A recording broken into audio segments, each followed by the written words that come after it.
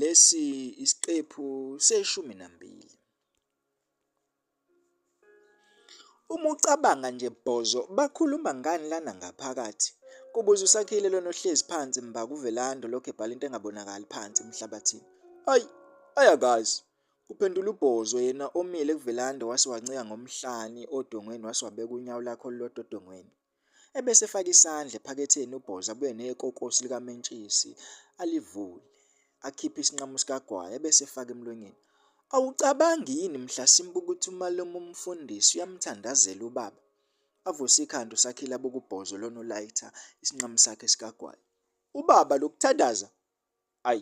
Ayakuboni. Asukuma uSakhile. Yazi ngiyacabanga lana. Asambeni siyokhipha amasondo emotweni kamalume umfundisi ebese yona sibeka phezu kwey'tini. Ethe buphuma nje lana efice amasondo emoto yakhe esengasekho yona isihlezi phezu kwey'tini. Ayiziba inkulumo uBhozo. Yazi noma senzeni, asivesane siyobhuncula isitelingi semoto sibone ukuthi uzoyishayela kanjani. Mhlasimbe uzoxhuma nje iBhayibheli ebese eshayela lona. Hawu, awuhlengani Bhozo noma usuqaleke kakhulu? Ashintsha indlela yokuma uBhozo. Uyokuthule nje kodwa. Asuke uSakhile lana eduze kaBhozo ahambe. Hhayi-ke sala-ke ngoba awufuni. Sala ubhema lapho.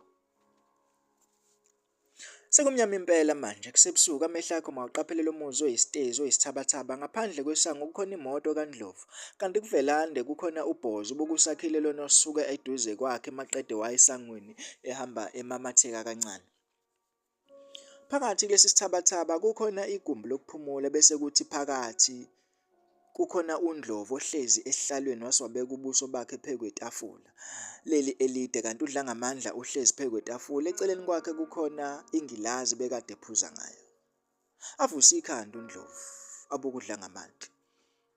Hawu, yindaba kwangathi imina nje omanqikancikana olokhu ey'ngqimiza odongweni kangaka sengathi icala lami ngedwa leli. Angithi sobabili siyazi ukuthi ngokomthetho umuntu kwakufanele egwetshwe kwakuwena. Awuhaqe ebusweni uDlangamandla. Angithi uyakhumbula ukuthi ama-fingerprint wonke ayekhomba wena kanti nomese futhi kwangowakho. Manje mina ngingenaphi-ke? Amamathe kancane uNdlovu. Lalela-ke nguntshela into ongayazi. Yabona ubaba mina ngamtshela yonke into ngaloyo babusuku. Izingubo zami zonke lezi zayigcwele igazi wayithatha yena wathi uyoyishisa kude kanti akazi ukuthi uzohlangana nabantu babecabanga ukuthi yena uyimina. Wabanjwa kanjalo kodwa nje uboshwa nje iqiniso lonke uyalazi. Kanti-ke sobabili siyazi ukuthi umuntu ophuma ejele uba njani. Angazi noma wena usukhohliwe lokho. Ashintsha indlela yokuhlala uDlangamandla lana etafuleni ebese ekhomba uNdlovu ngomunwe.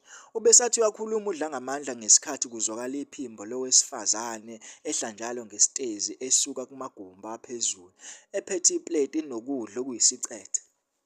Sengimlalisile-ke ukhaya ekamerweni lakhe. Ubelokhu nje ethi ufuna wena ngesikhathi ngimfunza.